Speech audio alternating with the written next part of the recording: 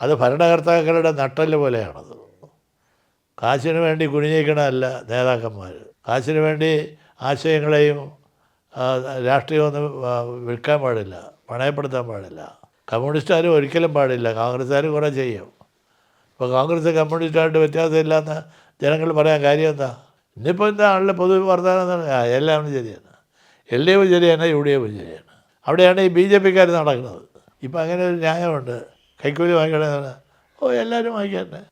അങ്ങനെ ഒരു സമൂഹത്തിനെ കൊണ്ട് ചിന്തിപ്പിക്കുന്ന തരത്തിൽ നമ്മുടെ രാഷ്ട്രീയം വഴിതെറ്റിപ്പോയിരിക്കുകയാണ്.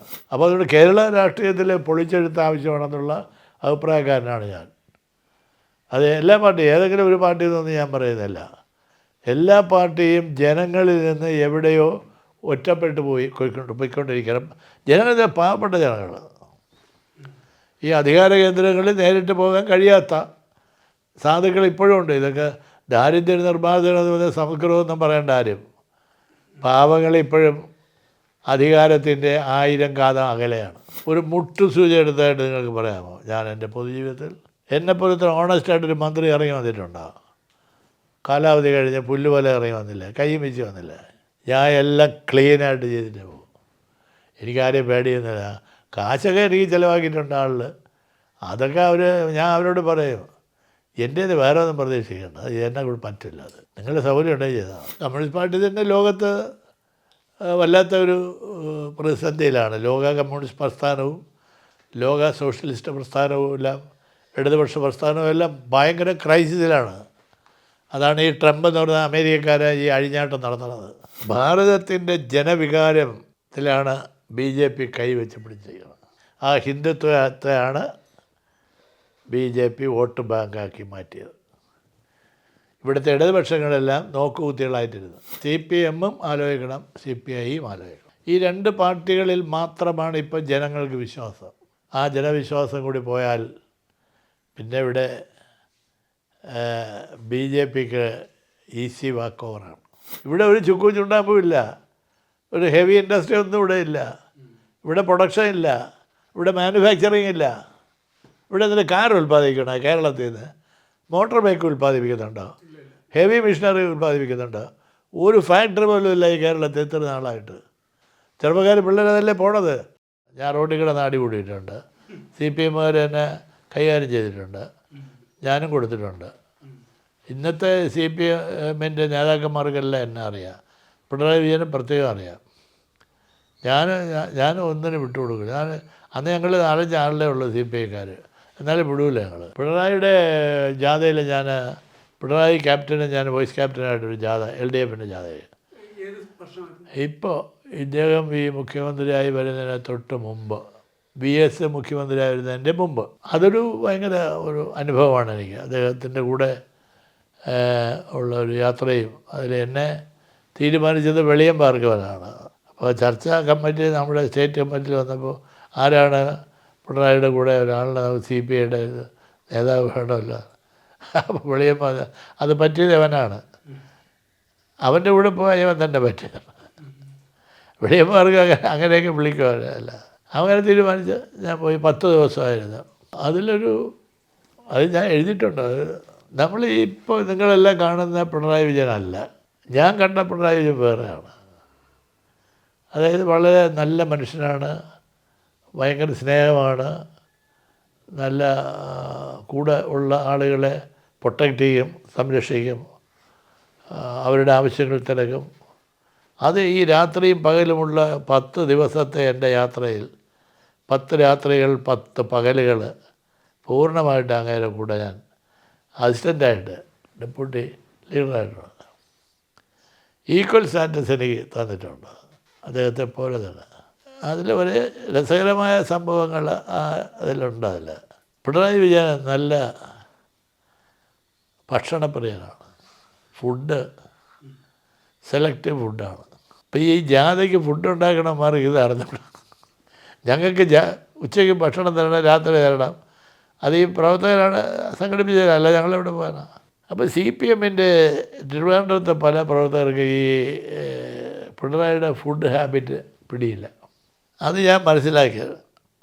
ഇങ്ങനെ ഇവിടെ അങ്ങനെ ഉണ്ണാനിരിക്കുമ്പോൾ, ഉച്ചയ്ക്ക് ഉണ്ണാനിരിക്കുമ്പോൾ എന്നെ കൂടെ വിളിക്കും, എന്നെ അടുത്തിരുന്ന് കൂടെ കഴിക്കും. അപ്പം അത് ഈ ഫിഷ് ഭയങ്കര ഇഷ്ടമാണ്. മീൻ കറി ഇല്ലാതെ, മീൻ സാധാരണ മീനൊന്നും പോരാ, ക്വാളിറ്റി ഫസ്റ്റ് ക്ലാസ് മീൻ വേണം, അതേ കഴിക്കും. ഞങ്ങൾ ആറ്റങ്കര വന്ന് അവിടെ ആരുടെ എന്നോട് ചോദിച്ചു, എവിടെയാണ് ഉച്ചയ്ക്ക് നമ്മുടെ ഭക്ഷണം പറഞ്ഞിരിക്കുന്നത്? ഞാൻ പറഞ്ഞ ആനത്തലവട്ട ആനന്ദൻ്റെ വീട്ടിലാണ്. പുള്ളിക്ക് തീരെ ഇഷ്ടമായില്ല. കാരണം ആനത്തലവട്ട ആനന്ദനും പി എസുമായിട്ട് ഭയങ്കര ബന്ധമാണ്. അന്നേരം ഇങ്ങനെ പി എസിൻ്റെ ശത്രുവായിരിക്കുന്ന സമയം. അങ്ങനെ വേറെ ആരെയും കിട്ടിയില്ലേ? ഞാൻ പറഞ്ഞില്ല, അത് കുഴപ്പമില്ല, ഉണ്ടായിരുന്നു. എല്ലാവർക്കും ഇലയിട്ട് എൻ്റെ അടുത്തിരിക്കാൻ അദ്ദേഹം വന്നിരുന്നു. അപ്പോൾ കറികളെല്ലാം വിളമ്പി ഈ മീൻ കൊണ്ടുവച്ച് മീൻ, അപ്പോൾ അതിൽ വിരലിട്ട് അമർത്തിയത് വലിയ കഷ്ണമാണ്, അത് വറുത്തതാണ്. അമർത്തി എന്നോട് ചോദിച്ചു, ഇതെന്ത് മീനാണ്? എനിക്ക് അറിഞ്ഞുകൂടാതാണ്. അപ്പോൾ അവിടെ വിളമ്പി തന്നെ ഞാൻ വിളിച്ചത്, ഇതെന്ത് മീനാണ്? അപ്പോൾ അവൻ്റെ ചെവി പറഞ്ഞത് ചൂരയാണ്. ചൂര വന്നിട്ട് കൊള്ളാത്ത മീനാണ്. ഞാൻ പിണറായി ചൂരയാണ്. അപ്പം അഴിച്ച് ഉണ്ടില്ല, അഴിച്ച് ഞാൻ AK സെൻറ്ററിൽ കാണാൻ ദിവാരം പോകുമ്പോൾ എന്നെ വിളിച്ചാൽ മതി. അപ്പോൾ കളഞ്ഞ സത്യനേശ്വരാണ് ജില്ലാ സെക്രട്ടറി. അയാളാണ്. ഉണ്ണാതെ പോയപ്പോഴും യവന്മാർക്ക് ഇതുപോലെ ഒരു പേടിയില്ല. സത്യനേശ്വരനോട് പറഞ്ഞ്, സഹേബ വല്ലതും പറ്റുമോ, നമ്മുടെ വല്ലതും നടപടി എടുക്കുമോ? ഞാൻ പറഞ്ഞു, അതൊന്നുമില്ല, ഞാൻ പറയാം, ഞങ്ങൾ എല്ലായിടത്തും നോക്കി കിട്ടിയില്ല, അതാണ് നല്ല മീൻ കിട്ടിയില്ല, അതൊന്ന് പറഞ്ഞേക്കണം. ഞാൻ പറഞ്ഞു, ഇയാളൊരു കാര്യം ചെയ്യും, നാളെ പാറശാലയാണ്, രാവിലെ പോയി പാളയം മാർക്കറ്റിൽ പോയി വലിയ നെമ്മീനുണ്ട്, വലുത്, അത് വാങ്ങി നേരെ അവിടെ കൊണ്ടുപോയി പാറശാല കൊണ്ടുപോയി നല്ല കറി വെച്ച് നാളെ കൊടുത്താൽ നാളെ നമുക്ക് പരാതിയെല്ലാം തീർക്കാം. സത്യരാജ് വെളുപ്പകാലത്ത് 5 മണിക്ക് പാളയം മാർക്കറ്റിൽ നിൽക്കുകയാണ് മീനാക്കി. മീൻ വെച്ചുകൊണ്ട് പോയി പാറശാല കൊണ്ടുപോയി വീട്ടിൽ ഇയാൾ നമ്മൾ ക്യാമ്പയുടെ വീട്ടിൽ കറി വെച്ച് വറുത്ത് നല്ല ഒന്നാന്തരം മീൻ ഊണ് കൊടുത്ത് ഉണ്ടായിരുന്നു. വന്നിരുന്നുകൊണ്ട് നോക്കും കറികളൊക്കെ. എന്നെങ്ങനെയാണ് ദിവാലായി മീൻ? ഞാൻ പറഞ്ഞത് നല്ല മീനാണ്. അതെങ്ങനെ ഇന്ന് നല്ലത് കിട്ടിയത്, ഇന്നലെ എന്താ കിട്ടാത്തത്? ഞാൻ പറഞ്ഞില്ല, ഇന്ന് നമുക്കത് വേറെ ഏർപ്പാടുണ്ട്, സഖാവ് കഴിക്കണം. ഞാൻ വളരെ ഫ്രീ ആണ് അയാളുടെ. കഴിച്ച് ഭയങ്കര സന്തോഷമായി. അതിനുശേഷമാണ് തിരുവനന്തപുരം ജില്ലാ സെക്രട്ടറി സത്യനാശാൻ ഉറങ്ങിയത്. അപ്പോൾ അതിനുശേഷം ഒരു ദിവസം ഉറങ്ങിയുള്ളൂ. അത് എന്നോട് പറഞ്ഞത് വേറെ ഇങ്ങനെയുള്ള ഒരു ഹാബിറ്റ്, ഒരു ഫുഡിൻ്റെ ഹാബിറ്റ് അല്ലാതെ ബാക്കിയെല്ലാം പെർഫെക്റ്റാണ്. രാഷ്ട്രീയമൊക്കെ വളരെ ക്ലീനാണ്, ജീവിതം വളരെ ക്ലീനാണ്, നിർഭയനാണ്, ആര് പറഞ്ഞാലും കേൾക്കുന്നില്ല. തനിക്ക് ഉത്തമ ബോധ്യപ്പെട്ട കാര്യം തല പോയാലും ചെയ്യും. ഒരു കമ്മ്യൂണിസ്റ്റ് ക്വാളിറ്റിയാണ്. ഇനി ആകാശം ഇടിഞ്ഞ് വീഴുന്ന വന്നാലും പിണറായി വിജയൻ മൈൻഡ് ചെയ്യില്ല. അങ്ങനെയുള്ള ഒരു കരുത്തനായ ഒരു കമ്മ്യൂണിസ്റ്റുകാരനെ എനിക്ക് അടുത്ത് ഇടപെടാനും പരിചയപ്പെടാനും ഒരുപാട് രാത്രികളിൽ കിടന്ന് കേരളത്തിൻ്റെ രാഷ്ട്രീയ കാര്യങ്ങളെക്കുറിച്ച്, പാർട്ടിയുടെ കാര്യങ്ങളെക്കുറിച്ച് സംസാരിക്കാനും എല്ലാം കഴിഞ്ഞത് എൻ്റെ ജീവിതത്തിലെ വളരെ വിലപ്പെട്ട ദിവസങ്ങളായിരുന്നു. അതൊരു മറക്കാനാവാത്തതാണ് എനിക്ക്. പിന്നെ ഞാൻ എൻ്റെ നേതൃത്വത്തിൽ വേറെ ജാഥയ്ക്ക് പോയത്, ഞാൻ ക്യാപ്റ്റനായിട്ട്, അത് ബേബി ആയിരുന്നു എൻ്റെ കൂടെ ഉണ്ടായിരുന്നത്. ആ ജാഥ കുറ്റിപ്പുറത്തവിടെ വന്നപ്പോൾ ഉച്ചയായി, എല്ലാവരും കൂടി കിടന്ന് ഉറങ്ങിയാണ്. ഉച്ചയ്ക്ക് കുറച്ച് റെസ്റ്റ് എടുക്കണമല്ലോ. വലിയ വീടാണ്, ഒരു ഉസ്താദിൻ്റെ വീട്, നല്ല സൗകര്യമായിട്ട് കിടന്ന് ഉറങ്ങാൻ പിന്നെ ഇരിക്കില്ല. അപ്പോൾ ഞാനാണ് ക്യാപ്റ്റൻ. അപ്പോൾ ഉച്ചയ്ക്ക് എല്ലാവരും വന്ന് കിടന്ന്, അപ്പോൾ അത് സിസ്റ്റം എങ്ങനെയാണെന്ന് വെച്ചാൽ ക്യാപ്റ്റൻ ഏറ്റവും ഒടുവിലെ മീറ്റിംഗ് സ്ഥലത്ത് ചെല്ലാവൂ. അംഗങ്ങളെല്ലാം പ്രസംഗിച്ച് കഴിഞ്ഞ് സ്വീകരണമാകാൻ മാത്രം ക്യാപ്റ്റൻ ഇല്ല. അതാണ് ഞങ്ങൾ തീരുമാനിച്ചത്. അപ്പോൾ അന്നത്തെ മുഴുവൻ ഞാൻ ബേബിയാണ് പ്രസംഗിക്കാനുള്ളത്. അപ്പോൾ ഞാൻ കിടന്ന് ഉറങ്ങാൻ നേരത്ത് ഞാൻ ബേബിയോട്, ബേബി നീ നേരത്തെ വെക്കൊള്ളണം കേട്ടോ, എന്നെ കിടന്ന് വിളിക്കാതെ, ഞാൻ കുറച്ച് ഉറങ്ങിയിട്ടേ വരുന്നുള്ളൂ. അപ്പോൾ ഞാൻ എത്ര മണിക്ക് പ്രസംഗിച്ചു? നമ്മൾ സൗകര്യം പോലെ പ്രസംഗിക്കുക. ഇയാൾ ഉറക്കം ഒഴിച്ച ഉടനെ പോകാനുള്ള ധൃതിയിൽ ഒന്നാം തരം എൻ്റെ ഒരു ഷർട്ട് ഉണ്ടായിരുന്നു, വെള്ള ഷർട്ട്. അവൻ അതെടുത്തിട്ടോട്ട് പോയി. അവൻ അറിഞ്ഞ് ചെയ്തതല്ല, വെപ്പാണത്തെ എടുത്തിട്ടുണ്ട് പോയി. ഇട്ടപ്പോൾ കൊള്ളാം, നല്ല ഷർട്ട് പോയി. അവിടെ നിന്ന് ആൾ വന്ന് അവിടെ എല്ലാം പിരിയാറായി, ക്യാപ്റ്റൻ പെട്ടെന്ന് ചെല്ലണമെന്നാണ്. ഞാൻ നോക്കിയപ്പോൾ എനിക്ക് ഷർട്ടില്ല. ഞാൻ ഇങ്ങനെ പോണതിന് അവിടെ യോഗത്തിൽ അനൗൺസ്മെൻറ്റ് നടക്കുകയാണ്. യോഗം തീരാറായി, ക്യാപ്റ്റൻ ഉടനെ വരും എന്നൊക്കെ പറഞ്ഞുകൊണ്ടിരിക്കണം. ക്യാപ്റ്റൻ ഇവിടെ കിടക്കണം, തുണിയില്ല, എങ്ങനെ പോകാനാ? അപ്പോൾ അവിടെ പ്രവർത്തകരാരാണ്? ഞാൻ പറഞ്ഞ എൻ്റെ ഷർട്ട് ആരാണിത്, ബേബിയാണെന്ന്. എനിക്കൊരു ഷർട്ട് പെട്ടെന്നാണ്. അവന്മാരിവിടെ പോയി ഒരു ഷർട്ട്, പുതിയ ഷർട്ട് വാങ്ങിച്ചിട്ട് വന്ന് ആ ഷർട്ട് ഇട്ട് ചെന്നപ്പോൾ ബേബി എൻ്റെ ഷർട്ട് ഇട്ട് വലിയ ഗമയിൽ അങ്ങനെ സ്റ്റേജിൽ ഞാൻ ചെന്നൊന്നും പെട്ടില്ല. ഞാൻ പ്രസംഗം കഴിഞ്ഞിട്ട് ഞാൻ ബേബിയോട്, നീ എന്ത് പോകൃതനാണ് കാണിച്ചത്? എന്താ പറ്റി? CD എൻ്റെ ഷർട്ടല്ലേ നീ ഇട്ടിരിക്കണം? ഓ, ഇത് CD ഷർട്ടാണ്. ഞാൻ നോക്കിയപ്പോൾ നല്ല ഷർട്ട്. ഞാൻ നന്നായിരിക്കണം കേട്ടാ, ഞാൻ എന്താ പാടുപെട്ടെന്നറിയാം. ഞാൻ എല്ലാ മീറ്റിങ്ങിലും പറയും, നീ ഷർട്ട് മോശമാണ് എൻ്റെ ജോലിയെന്ന്. ഇവിടെ ഒരിടത്ത് വന്ന് പിന്നീട് അങ്ങനെ പറയല്ല. ഇപ്പോഴും പറയും ഞാൻ, ബേബി കണ്ടാൽ പറയും എൻ്റെ ഷർട്ട് അവിടെ കൊണ്ടുവരണം നീ. അത് ബേബിയായിട്ടുള്ള എൻ്റെ ഒരു കമ്പനിയാണ്. എന്നെപ്പോലെ CPM നേതാക്കന്മാരും ആയിട്ട് അടുത്ത ബന്ധമുള്ള ആളുകൾ വളരെ കുറവാണ്. ഇല്ലെന്ന് തന്നെ പറയാം. ഇപ്പം പിണറായി വിജയൻ്റെ കൂടെ ജാഥയ്ക്ക് പോയി ആരാ CPIയിലുള്ളത്? ബേബി എൻ്റെ ലീഡർഷിപ്പിലാണ് നടന്നത്. അവൻ ഇപ്പോൾ ദേശീയ സെക്രട്ടറിയായി. അപ്പം അങ്ങനെയൊക്കെയുള്ള ഒരുപാട് അനുഭവങ്ങളും. സ്ഥാനാർത്ഥി നിർണ്ണയം വളരെ കാഷ്വലായിരുന്നു, വളരെ യാദർശ്യമാണ് എന്നെ തീരുമാനിക്കുന്നത്. ആരും പ്രതീക്ഷിച്ചില്ല. അതൊരു പാർട്ടി എക്സിക്യൂട്ടീവ് കമ്മിറ്റി കൂടി പല മണ്ഡലങ്ങളിലെയും ആളുകളെ ഇങ്ങനെ വരുന്നതായിട്ട് തീരുമാനിച്ച് വന്നതിൻ്റെ കൂട്ടത്തിൽ കൊല്ലത്ത് വന്നപ്പോൾ കരുനാഗപ്പള്ളിയിൽ അവിടെ മത്സരിച്ച് തോറ്റത് KC പിള്ള ആണ്. അവിടെ ജയിച്ച് നിൽക്കണത് അന്ന് ഗൗരിയമ്മയുടെ പാർട്ടിയായ JS രാജൻ ബാബു, അവൻ MLA ആണ് കരുനാഗപ്പള്ളിയുടെ. അപ്പോൾ പാർട്ടിയിലവരെല്ലാം കൂടി പറഞ്ഞു കരുനാഗപ്പള്ളി തിരിച്ചു പിടിക്കണം. കരുനാഗപ്പള്ളി CPIയുടെ സീറ്റാണ്. അതിപ്പോൾ കുറച്ച് നാളായിട്ട് ഇങ്ങനെ ഒരു സംഭവമാണ്. അത് ചർച്ച ചെയ്ത് പല പേരുകളും വന്നു. എൻ്റെ പേര് വന്നപ്പോൾ KC പിള്ള എന്നെ പറഞ്ഞു, തോറ്റയാൾ ദിവാരനാണെങ്കിൽ അവിടെ ജയിക്കും, ഞാൻ ജയിപ്പിക്കും, ഞാൻ കൊണ്ടുപോകാം. അപ്പോൾ വെളിയന്മാർക്ക് പറഞ്ഞ് ആരുടെ അങ്ങനെ തീരുമാനിക്കും, എന്താ നിനക്ക് പറ്റുമോ? ഞാൻ പറഞ്ഞു, എനിക്ക് പറ്റില്ല. ഞാൻ ഈ തിരുവനന്തപുരത്ത് നടക്കണം, ഞാൻ 100 കിലോമീറ്റർ അകലെ കരുനാഗപ്പള്ളി പോയി ആരുടെ അടുത്ത് എന്ത് പറയാനാ? ആശ എന്തോന്ന് വേണം, എനിക്ക് ഇലക്ഷനും വേണ്ട, നിങ്ങളുടെ MLA സ്ഥാനവും വേണ്ട എനിക്ക്. അങ്ങനെ എനിക്ക് ഇവിടെ നിൽക്കാൻ നിങ്ങൾക്ക് പറ്റില്ലല്ലോ. അപ്പോഴാണ് ആശ ഉള്ള കാര്യം, എടോ നിനക്ക് വേണ്ടി ഞാൻ വർക്കല സീറ്റ് ചോദിച്ചതാണ്, അവന്മാർ തരില്ല. ഞാൻ ഈ നെടുമങ്ങാട് കൊടുത്തിട്ട് വർക്കല എടുക്കാൻ അവർ തരില്ല. അതിനെന്ത് ചെയ്യാനാണ് ഞാൻ? ഈ നെടുമങ്ങാട് നിന്നെ കൂടെ നിർത്താൻ ഒക്കില്ല. അതുകൊണ്ടാണ്. കാരണമൊന്നും എന്നോട് പറഞ്ഞില്ല, കാരണം എനിക്കറിയാം.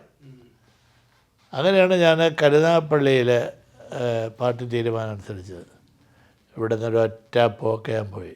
ആ സീറ്റും ആ വിജയവും എൻ്റെ പാർലമെൻ്ററി പ്രവർത്തനങ്ങളുടെ വാതായനം എൻ്റെ മുമ്പിൽ തുറന്നിട്ടത് വെളിയന്മാർക്കാണ്. അദ്ദേഹത്തിൻ്റെ ശക്തമായ ഒരു നിലപാടിലേക്ക് ഞാൻ വേറെ ആര് പറഞ്ഞാലും ഞാൻ കേൾക്കില്ല. ഈ പാർട്ടിയിലൊന്നും ഞാൻ ഒരുത്തരും പറഞ്ഞാൽ ഞാൻ കേൾക്കണം.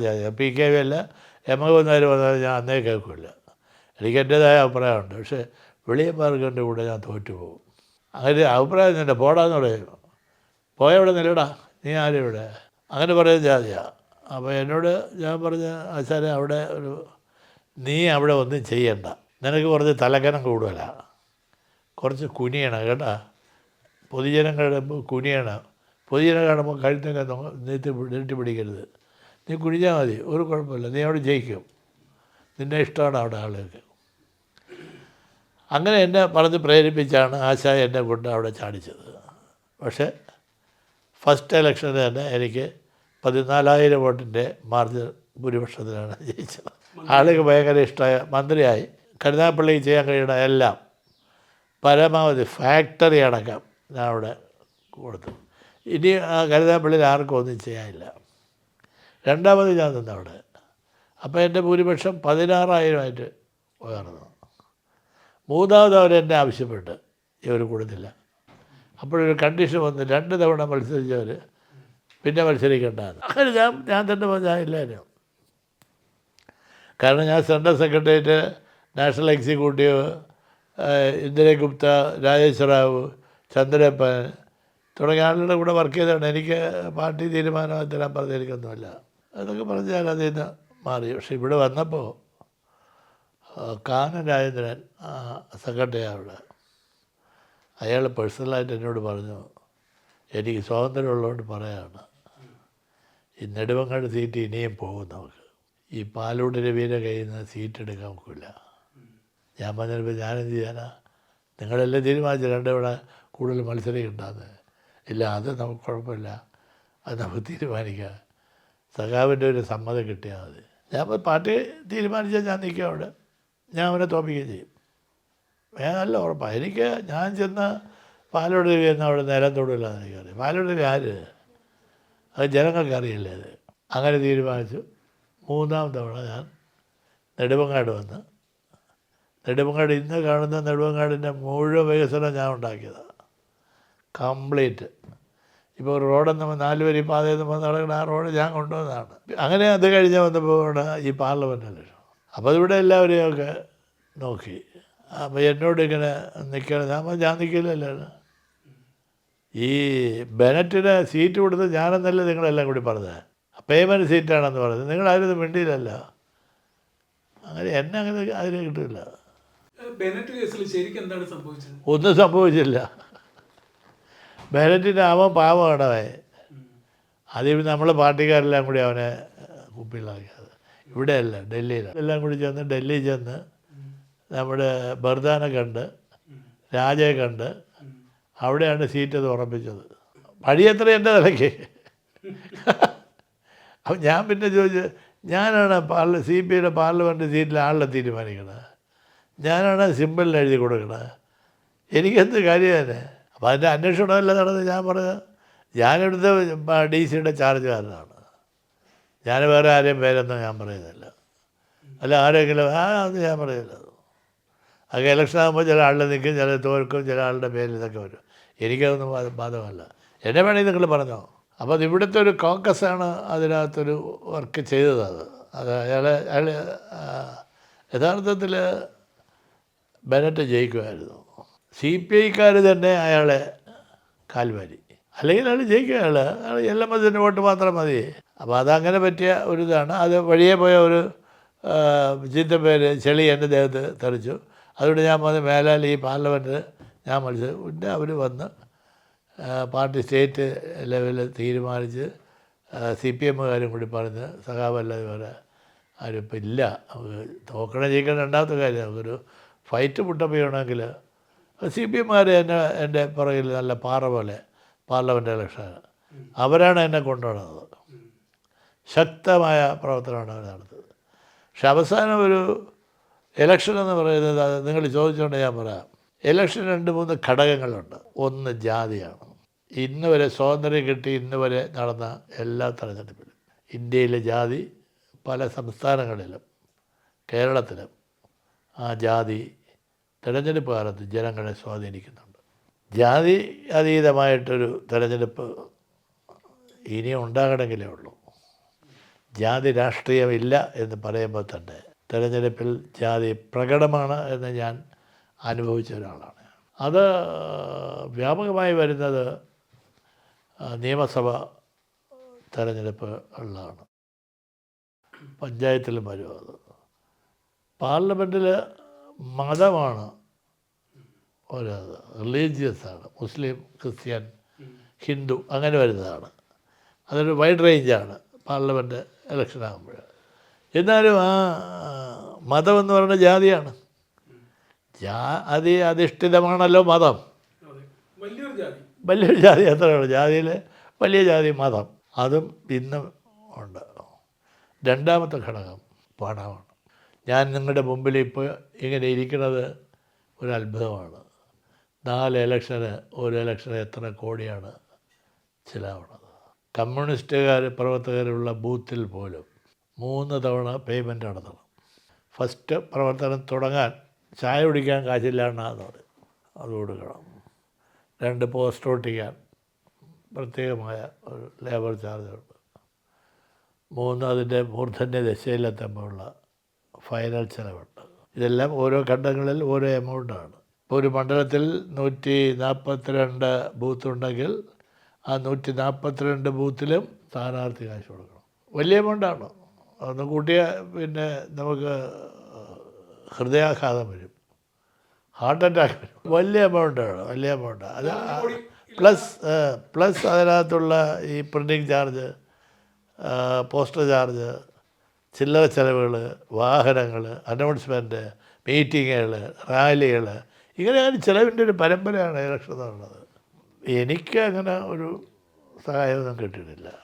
അതിന് എൻ്റെ പാർട്ടിക്കാർ പറഞ്ഞത് അണ്ണനാണ് ഞങ്ങൾക്ക് കാശ് പിരിച്ച് തരാനുള്ളത്. പിന്നെ അണ്ണനാണ്, ഞാൻ അവരോട് ചോദിക്കുകയില്ല.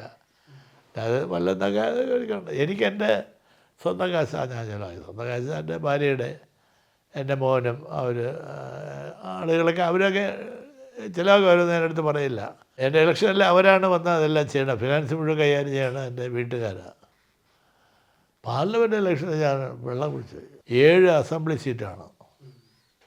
ഒരു അസംബ്ലി സീറ്റിൽ 100 ബൂത്തുണ്ടെങ്കിൽ 700 ബൂത്ത് വരും. 700 ബൂത്തിന് പണം കൊടുക്കണമെങ്കിൽ ഇതുപോലെ ഒരു മുറിയിനകത്ത് ഇരുന്ന് കെട്ടി എണ്ണി വെച്ചാലേ കൊടുക്കാൻ നോക്കൂ. അപ്പോൾ ഈ പണത്തിൻ്റെ ഒരു സ്വാധീനം തിരഞ്ഞെടുപ്പിൽ ഒരു അപകടമാണ് ജനാധിപത്യത്തിന്. ഇതിലാണ് അഴിമതി ആരംഭിക്കുന്നത്. ഞാൻ ഇലക്ഷൻ നയിക്കുന്നു, എനിക്ക് പണത്തിന് ആവശ്യമുണ്ട്, എൻ്റെ കയ്യിൽ പണമില്ല. അപ്പോൾ താങ്കൾ വരെയാണ്, സാർ പേടിക്കണ്ട, ഞാൻ നോക്കിക്കൊള്ളാം, സാർ ജയിക്കണം, ജയിച്ച് വരണം, നമുക്ക് പല കാര്യം ചെയ്യാനുണ്ട്. അപ്പോൾ ഞാൻ എൻ്റെ നിസ്സഹായാവസ്ഥയിൽ പറയുന്ന നീ മുരളി അത് കൈകാര്യം ചെയ്യും, അത് വരണമല്ല, നോക്കാം നമുക്ക്. ഞാൻ ജയിച്ചു, മന്ത്രിയായി, മുരളി വരെയാണ്. സാർ അവിടെ ഒരു 50 സെൻറ്റ് സ്ഥലം കിടപ്പുണ്ട്, അത് തന്നെ അവകാശമുള്ളൊന്നുമില്ല, അത് സാറ് പറഞ്ഞാൽ അത് പതിച്ചെനിക്ക് തരും. അവിടെ മറ്റേതുണ്ട്, സാറ് പറഞ്ഞാൽ അത് ചെയ്യും. ഞാൻ ചെയ്യും, കാരണം നിൻ്റെ ഞാൻ അഡ്വാൻസ് വാങ്ങിച്ചിരിക്കുകയാണ്. ഞാൻ ചെയ്തില്ലെങ്കിൽ നീ ചോദിക്കും, എൻ്റെ കാശ് കൊള്ളായിരുന്നല്ലേ. ഇപ്പം എൻ്റെ ഒരു ആവശ്യം ഞാൻ അന്നേ പറഞ്ഞതല്ലേ എനിക്ക് ആവശ്യങ്ങളുണ്ടെന്ന്. നിങ്ങൾക്ക് രാഷ്ട്രീയ നേതാക്കന്മാർക്ക് അമിതമായ വലിയ എമൗണ്ട് ആര് കൊടുക്കുന്നോ അവരതിൻ്റെ ഇരട്ടി ആ നേതാവിനെ കൊണ്ട് ചെയ്യിപ്പിക്കും. നിസ്സാര നേതാക്കന്മാർ ചീത്തയാവണം. അങ്ങനെയാണ്. ഞാൻ ഒരുത്തൻ പറഞ്ഞാലും കേൾക്കില്ല, ഒരുത്തൻ ചെയ്തില്ല. നിങ്ങൾ ഒരുപാട് നാളായിട്ട് നടക്കില്ല. അവിടെ ഒരു മുട്ടു സൂചി എടുത്തായിട്ട് നിങ്ങൾക്ക് പറയാമോ? ഞാൻ എൻ്റെ പൊതുജീവിതത്തിൽ എന്നെപ്പോലത്തെ ഓണസ്റ്റായിട്ടൊരു മന്ത്രി ഇറങ്ങി വന്നിട്ടുണ്ടോ? കാലാവധി കഴിഞ്ഞ് പുല്ലുപോലെ ഇറങ്ങി വന്നില്ല, കൈയും വെച്ച് വന്നില്ല. ഇന്നും ഉണ്ടോ എന്തെങ്കിലും പരാതി ആർക്കെങ്കിലും? ഞാൻ എല്ലാം ക്ലീനായിട്ട് ചെയ്തിട്ട് പോകും. എനിക്കാരെയും പേടിയൊന്നുമില്ല. കാശൊക്കെ എനിക്ക് ചിലവാക്കിയിട്ടുണ്ട് ആളിൽ. അതൊക്കെ ഞാൻ അവരോട് പറയും, എൻ്റേത് വേറെ ഒന്നും പ്രതീക്ഷിക്കേണ്ട, അത് എന്നെ കൂടെ പറ്റില്ല. അത് നിങ്ങളുടെ സൗകര്യം ഉണ്ടെങ്കിൽ ചെയ്താൽ മതി. പിന്നെ ഇപ്പം നീ വന്നൊരു ജെനുവിൻ കാര്യം പറയുകയാണ്, എനിക്ക് അർഹതയുള്ളതാണ്, ഞാൻ പ്രൈവറ്റ് സെക്രട്ടറി പറയാം, അത് ആ നിയമമെല്ലാം പരിശോധിച്ചിട്ട് അവന് ചെയ്ത് കൊടുക്കാൻ പറ്റുമെങ്കിൽ അത് ഇമ്മീഡിയറ്റായിട്ട് ചെയ്ത് കൊടുത്തേക്കണം. അത് പറഞ്ഞാൽ മതി, പിന്നെ ബാക്കി പ്രൈവറ്റ് സെക്രട്ടറി ചെയ്തോളൂ. അത് ഭരണകർത്താക്കളുടെ നട്ടല് പോലെയാണത്. കാശിന് വേണ്ടി കുനിഞ്ഞിരിക്കണമല്ല നേതാക്കന്മാർ. കാശിന് വേണ്ടി ആശയങ്ങളെയും രാഷ്ട്രീയമൊന്നും വിൽക്കാൻ പാടില്ല, പണയപ്പെടുത്താൻ പാടില്ല. കമ്മ്യൂണിസ്റ്റുകാരും ഒരിക്കലും പാടില്ല. കോൺഗ്രസ്സുകാരും കുറേ ചെയ്യും. ഇപ്പോൾ കോൺഗ്രസ് കമ്മ്യൂണിസ്റ്റായിട്ട് വ്യത്യാസമില്ലാന്ന് ജനങ്ങൾ പറയാൻ കാര്യം എന്താ? ഇങ്ങനെയാണ് 57 ആളിൽ പറഞ്ഞത്. ഇന്നിപ്പോൾ എന്താ ആളിൽ പൊതു വർത്തമാനം? എല്ലാം ശരിയാണ്, LDF ശരിയാണ്, UDF ശരിയാണ്. അവിടെയാണ് ഈ BJPക്കാർ നടക്കുന്നത്. അപ്പോൾ അത് അങ്ങനെ ഒരു രാഷ്ട്രീയ സാഹചര്യം ഉണ്ടായത് ഈ തെരഞ്ഞെടുപ്പിലെ അവിഹിതമായ പണച്ചെലവും ജാതിയും മതത്തിൻ്റെയും സ്വാധീനങ്ങളുമാണ് എന്നാണ് 4 തവണ തെരഞ്ഞെടുപ്പ് മത്സരിച്ച ഒരാളെന്നുള്ളതിൽ എൻ്റെ അനുഭവം. ഈ അവസാനം പറഞ്ഞ കാര്യം അഴിമതിയാണല്ലോ. ഈ സർക്കാർ മുമ്പ് ഒരു കമ്മ്യൂണിസ്റ്റ് സർക്കാരും ഒരു മുഖ്യമന്ത്രിയും കേൾക്കാത്ത തരത്തിലുള്ള അഴിമതി ആരോപണങ്ങൾ, സ്വജനപക്ഷപാതം, ഇത് കുടുംബത്തിന്റെ കാര്യങ്ങൾ, ഇതൊക്കെ വരുന്നുണ്ട്. അത് കേൾക്കുന്നുണ്ടാവുമല്ലോ. ശരിയാണ്. അതിനകത്ത് എത്ര സത്യമുണ്ട് എന്നെനിക്കറിയില്ല. പക്ഷേ ഞാനും കേൾക്കുന്നു. ഇതെല്ലാം മീഡിയ വഴിയും ആളുകളും പത്രങ്ങളിലും ആരോപണങ്ങൾ ഒരുപാട് വരുന്നു. ചിലപ്പോൾ അത് വസ്തുതാപരമാണോ എന്ന് ജനങ്ങൾക്ക് സംശയം തോന്നുന്നുണ്ട്. അതെല്ലാം ഒഴിവാക്കാൻ കഴിയുന്ന ആരോപണങ്ങളാണ്. അതായത് ഈ അധികാരം കിട്ടുമ്പോൾ, എനിക്കറിയാം, അധികാരം കിട്ടുമ്പോൾ ഒരുപാട് ആളുകൾ ചുറ്റും വരും. ഞാൻ ദൈവമാണെന്ന് പറയും. എൻ്റെ കാലിൽ തൊട്ട് തൊഴും. എൻ്റെ വീട്ടിൽ ഞാൻ അറിയാതെ എൻ്റെ ഭാര്യയ്ക്ക് വല്ല ആവശ്യമുണ്ടെങ്കിൽ അതും സ്ഥിരപ്പെടുത്തി കൊടുക്കും. എൻ്റെ ബന്ധുക്കളുണ്ടെങ്കിൽ അവരെ എല്ലാം സഹായിക്കും. അങ്ങനെ സഹായിച്ചാണ് എന്നെ വളയണത്. മനസ്സിലായില്ലേ? അപ്പോൾ സാധാരണ മനുഷ്യനായ ഇതെല്ലാം അങ്ങ് വീണ് പോകും. ഇവരും എല്ലാം പറയും, എൻ്റെ ഭാര്യയും പറയാനും പാവയാൾ ഇവിടെ നിങ്ങൾ ഇതിനാ ഞാൻ ഒരു കടപ്പിടി പിടിക്കണം, അതൊക്കെ പോകുന്നത് എല്ലാവരും ചെയ്യണം തന്നെ ഇത്. ഇപ്പം അങ്ങനെ ഒരു ന്യായമുണ്ട്, കൈക്കൂലി വാങ്ങിക്കണമെന്ന്. ഓ എല്ലാവരും വാങ്ങിക്കന്നെ. അങ്ങനെ ഒരു സമൂഹത്തിനെ കൊണ്ട് ചിന്തിപ്പിക്കുന്ന തരത്തിൽ നമ്മുടെ രാഷ്ട്രീയം വഴിതെറ്റിപ്പോയിരിക്കുകയാണ്. കേരള രാഷ്ട്രീയത്തിൽ ഒരു വലിയ അഴിച്ചുപണി അനിവാര്യമാണ്. കേരളത്തിലെ രാഷ്ട്രീയത്തിൻ്റെ പോക്ക് അധികാര കേന്ദ്രീകരിച്ചാണ്. അധികാരത്തിന് വേണ്ടിയുള്ള സ്ഥാനമാനങ്ങൾക്ക് വേണ്ടിയുള്ള കടുപിടിയാണ് ഈ പാർട്ടികൾ തമ്മിൽ. സ്ഥാനമാനങ്ങളാണ്. എന്തിനാണ് ഈ സ്ഥാനമാനം? ജനസേവനത്തിനാണോ? ഏറ്റവും ഉയർന്ന അധികാരത്തിൽ നിന്ന് ഏറ്റവും കൂടുതൽ അഴിമതി കാണിക്കാം. അപ്പോൾ അതുകൊണ്ട് കേരള രാഷ്ട്രീയത്തിൽ പൊളിച്ചെഴുത്ത് ആവശ്യമാണെന്നുള്ള അഭിപ്രായക്കാരനാണ് ഞാൻ. അത് എല്ലാ പാർട്ടിയും, ഏതെങ്കിലും ഒരു പാർട്ടി എന്നൊന്നും ഞാൻ പറയുന്നില്ല. എല്ലാ പാർട്ടിയും ജനങ്ങളിൽ നിന്ന് എവിടെയോ ഒറ്റപ്പെട്ടു പോയിക്കൊണ്ടിരിക്കണം. ജനങ്ങൾ, പാവപ്പെട്ട ജനങ്ങൾ, ഈ അധികാര കേന്ദ്രങ്ങളിൽ നേരിട്ട് പോകാൻ കഴിയാത്ത സാധുക്കൾ ഇപ്പോഴും ഉണ്ട്. ഇതൊക്കെ ദാരിദ്ര്യ നിർമ്മാർജ്ജനം എന്ന് പറഞ്ഞ സംസ്കൃതമൊന്നും പറയേണ്ട ആരും. പാവങ്ങളിപ്പോഴും അധികാരത്തിൻ്റെ 1000 കാതം അകലെയാണ്. ദാരിദ്ര്യം അല്ലല്ലോ ഇവിടുത്തെ, സാമൂഹ്യ നീതിയാണ് പ്രശ്നം. വയറല്ല പ്രശ്നം, സാമൂഹ്യ നീതിയാണ്. നിങ്ങളെ ഒരു പൗരനായി അംഗീകരിക്കലാണ് നിൻ്റെ സമൂഹത്തിൽ. നിന്നെ പൊലയനായും പറയനായും മേത്തനായും ഈഴവനായും ആശാരിയായി കൈകാര്യം ചെയ്യണമല്ല. നിന്നെ ഭാരതത്തിൻ്റെ ഏറ്റവും വലിയ ഒരു മനുഷ്യനായി, പൗരനായി നിന്നെ അംഗീകരിക്കുന്നുണ്ടോ? അതാണ് ക്വസ്റ്റ്യൻ. വയറിൻ്റെയൊക്കെ രണ്ടാമത്തെ കാര്യമാണ്. ഇപ്പോൾ ദാരിദ്ര്യ നിർമ്മാർജ്ജനം അല്ലാതെ തന്നെ ആരും ഇവിടെ പട്ടിണിയൊന്നും കിടക്കില്ല. അവരെന്തെങ്കിലും ജോലി ചെയ്ത് ഇവിടെ. ഞാനിപ്പോൾ വീട്ടിൽ പല ആളുകളെയും ജോലിക്ക് ആർക്കും സമയമില്ല. എല്ലാവർക്കും ഓരോ ജോലിയുണ്ട്. ജോലിയില്ലാത്തവർക്ക് നമ്മുടെ ഗവൺമെൻറ് കാശ് കൊടുക്കുന്നുണ്ട്. അപ്പോൾ ദാരിദ്ര്യ നിർമ്മാർജ്ജനം ഒരു വലിയ മുദ്രാവാക്യമൊന്നുമില്ല. വലിയ മുദ്രാവാക്യം നാരായണ ഗുരുദേവൻ പറഞ്ഞ സാമൂഹിക നീതിയാണ്. അതിപ്പോഴും കേരളത്തിലെ പാവപ്പെട്ട സമൂഹത്തിന് വളരെ അകലെയാണ്. അതുകൊണ്ടാണ് ഞാൻ പറയുന്നത്, എല്ലാ പാർട്ടിക്കാരും കേരളത്തിൽ ഒരു പുനർചിന്തയ്ക്ക് തയ്യാറാവണം, ഒരു പുനർവായനയ്ക്ക് തയ്യാറാവണം.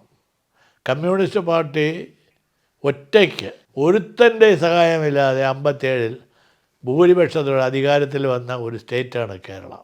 ഒരു പാർട്ടി വന്നില്ല. കമ്മ്യൂണിസ്റ്റ് പാർട്ടി എലോൺ അവരെ സ്ഥാനാർത്ഥി നിർത്തി, ജോലി ചെയ്തു, വർക്ക് ചെയ്തു, ജനങ്ങൾ അവരെ അംഗീകരിച്ചു, അവർക്ക് ഭൂരിപക്ഷം കൊടുത്തു, അവരുടെ ഗവൺമെൻറ് വന്നു, കമ്മ്യൂണിസ്റ്റ് ഗവൺമെൻറ്. അതാണ് കമ്മ്യൂണിസ്റ്റ് ഗവൺമെൻറ്. പിന്നെ വന്നതൊന്നും കമ്മ്യൂണിസ്റ്റ് ഗവൺമെൻറ് വിനോദ കമ്മ്യൂണിസ്റ്റ് ഗവൺമെൻറ് എവിടെയെന്ന് ചോദിച്ചാൽ ആ ഒരു ഗവൺമെൻറ് ഉണ്ടായിരുന്നു, അത് പോയി. എന്തുകൊണ്ടത് തിരിച്ചു വരില്ല? രണ്ട് പാർട്ടികളും മറ്റിടതുപക്ഷ പാർട്ടികളും ആലോചിക്കേണ്ടത് എന്തുകൊണ്ട് ഞാൻ പറഞ്ഞ RSP ഇരിക്കട്ടെ, അല്ലെങ്കിൽ അതുപോലെയുള്ള സോഷ്യലിസ്റ്റ് ആശയങ്ങളുള്ളവരിക്കട്ടെ, പക്ഷേ അതിൻ്റെ ബാക്ക് ബോൺ എന്ന് പറയുന്നത് കമ്മ്യൂണിസ്റ്റ് പാർട്ടിയാണ്. അപ്പോൾ അത് കമ്മ്യൂണിസ്റ്റ് പാർട്ടി തന്നെ ലോകത്ത് വല്ലാത്ത ഒരു പ്രതിസന്ധിയിലാണ്. ലോക കമ്മ്യൂണിസ്റ്റ് പ്രസ്ഥാനവും ലോക സോഷ്യലിസ്റ്റ് പ്രസ്ഥാനവും എല്ലാം, ഇടതുപക്ഷ പ്രസ്ഥാനവും എല്ലാം ഭയങ്കര ക്രൈസിസിലാണ്. അതാണ് ഈ ട്രംപ് എന്ന് പറഞ്ഞ അമേരിക്കക്കാരെ ഈ അഴിഞ്ഞാട്ടം നടത്തുന്നത്. എന്ത് കാര്യമാണ് ജനങ്ങൾ തിരഞ്ഞെടുത്ത ഒരു പ്രസിഡൻ്റെയും ഭാര്യയും പട്ടാളത്തെ അയച്ച് പിടിച്ചുകൊണ്ട് പോകുക? എവിടെ നടക്കുന്നത്? വെനസ്വേലയിൽ നടന്ന അതല്ലേ? അതാ ഈയുടെ അഹങ്കാരമല്ലേ പട്ടാളവും അധികാരം ഉണ്ടെന്നത്.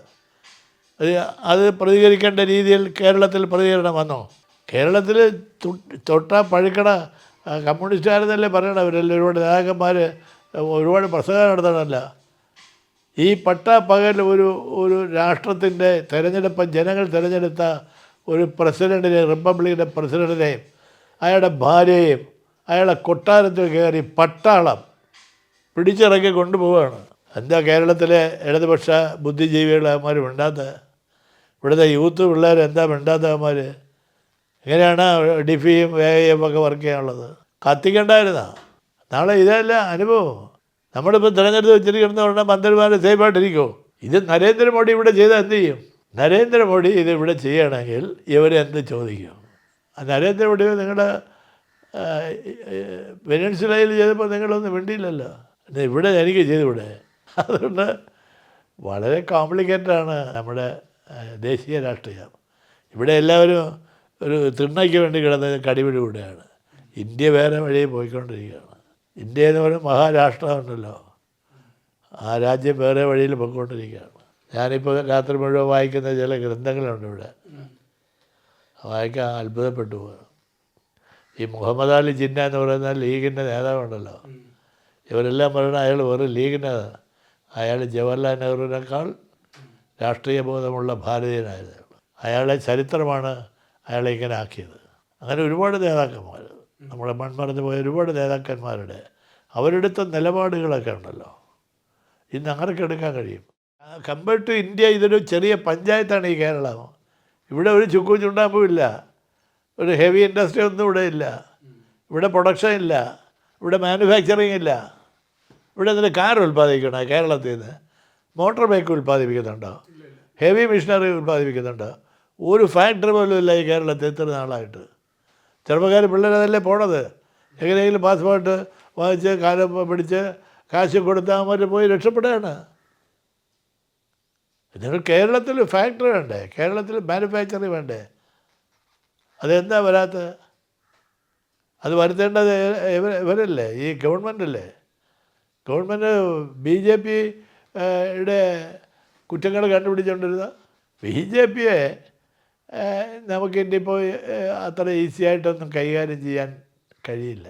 അത് ബേസിക്കായിട്ടുള്ള കാര്യമാണ്. എന്ന് വെച്ചാൽ ഭാരതത്തിൻ്റെ ജനവികാരത്തിലാണ് BJP കൈവച്ച് പിടിച്ചിരിക്കുന്നത്. ഭാരതം എന്ന് പറയുന്നതാണ് ഹിന്ദുക്കളുടെ രാജ്യം. ആ ഹിന്ദുത്വത്തെയാണ് BJP വോട്ട് ബാങ്കാക്കി മാറ്റിയത്. ഇവിടുത്തെ ഇടതുപക്ഷങ്ങളെല്ലാം നോക്കുകുത്തികളായിട്ടിരുന്നു. അവരാ ഹിന്ദുത്വത്തിൽ നിന്ന് മാറുന്നില്ല. അല്ലാതെ പുതിയ ക്ഷേത്രം പണിതണ്ട, ജനകോടികളല്ലേ അവിടെ എത്തണത്. രാമക്ഷേത്രം രണ്ടാമത് പുതുക്കി പണിതു. അയാളെന്തെല്ലാം ചെയ്തു? കാശ്മീരിൻ്റെ അവകാശം എടുത്ത് കളഞ്ഞു, മണിപ്പൂർ ക്രിസ്ത്യാനികളെ എല്ലാം കൊന്നു. ഇവിടെ ആരെന്ത് ചെയ്ത്? ഇതിവിടെ നേരെ വിളിച്ച് ഇടുന്നേരെ കേരളത്തിൽ ഗവൺമെൻറ് ഇപ്പോൾ പോകുന്ന, നാളെ നമുക്ക് അതേ ഗവൺമെൻറ് കൊണ്ടുവരണം. ഇനി കൊണ്ടുവന്നിട്ട് എന്താണ് ഇവിടെ ചെയ്യാൻ? കേന്ദ്രത്തിൽ ഇങ്ങനെ ഒരു സെറ്റപ്പിലാണെങ്കിൽ നമുക്ക് ഒരു സാമ്പത്തിക സഹായം കിട്ടില്ല. കേന്ദ്രത്തിൻ്റെ അനുവാദമില്ലാതെ ഒരു ഫോറിൻ കമ്പനിയും കേരളത്തിൽ വരില്ല. അതൊക്കെ അറിയുന്ന ആളിലല്ലേ ഇപ്പോൾ രാജ്യം ഭരിക്കണത്. പിണറായി വിജയൻ ഇതൊന്നും അറിഞ്ഞൂടെ? ഗവൺമെൻറ് ഓഫ് ഇന്ത്യയുടെ NOC കിട്ടാതെ ഏതെങ്കിലും വേൾഡ് മൊണോപ്പൊളി കമ്പനി ഇവിടെ വരുമോ? ഒരു കമ്പനി വരില്ല. CPIയും CPM-ഉം തമ്മിലുള്ള വാദപ്രതിവാദങ്ങൾ കുറച്ചുകൂടി നിയന്ത്രണ വിധേയമാകണം. ഏത് വിഷയമായാലും ശരി, ഒരു മുന്നണിക്ക് കേടുവരുന്നതാണ്, ജനങ്ങൾക്ക് ഒരു സംശയം തോന്നുന്നതാണ് CPIയും CPM-ഉം തമ്മിൽ വീണ്ടും അടി തുടങ്ങി എന്ന ഒരു വാർത്ത വരുന്നത് നല്ലതല്ല. അത് CPM-ഉം ആലോചിക്കണം, CPIയും ആലോചിക്കണം.